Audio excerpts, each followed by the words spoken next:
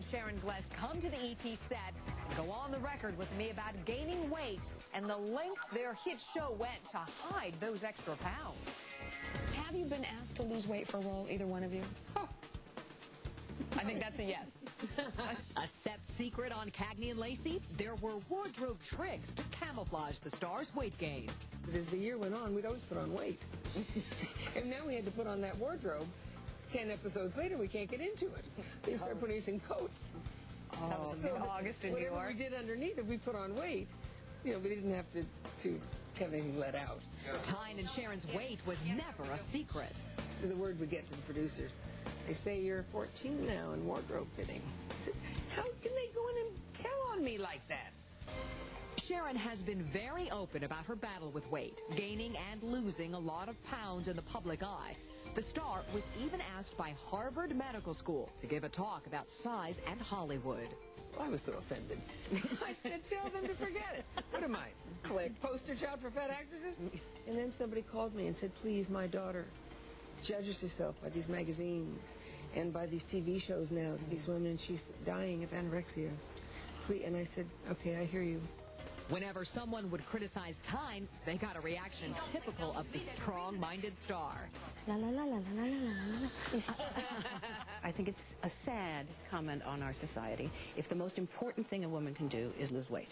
What the hell are we talking about here? What we're talking about here is that our butts are on the line every time we go out that door. When New York detectives Christine Cagney and Mary Beth Lacey took to the streets of New York to bust the bad guys, both women were in their 30s.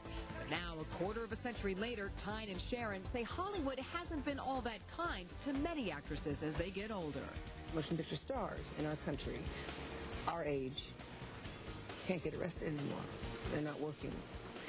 And they are now all coming to this medium that they wouldn't touch, called television. Now, it leaves less work for women our age who were known for television. I consider us, and certainly myself, very, very fortunate that they're still letting me do it. Sharon and Tyne have both worked steadily since their groundbreaking drama debuted in 1982. They have earned millions of fans because they looked and acted real. But when it comes to plastic surgery, they have differing opinions. What about that pressure to do the Botox and the facelifts? I have nothing against it, as long as you're not butchered by some incompetent surgeon. I do have a problem with that when I see actresses destroyed. Yeah. Don't go cheap on that, girls. Yeah.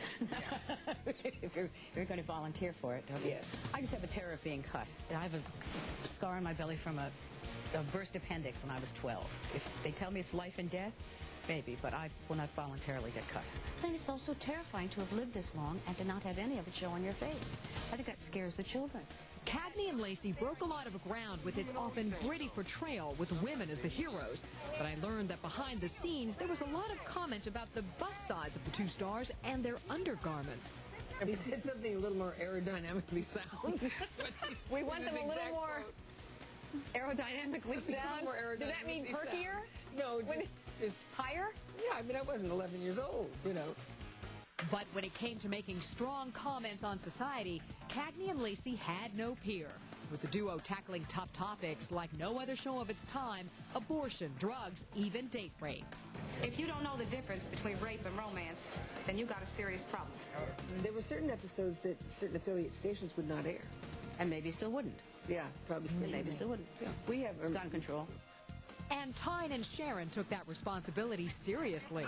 We gave permission to other women to be real, to be who they are.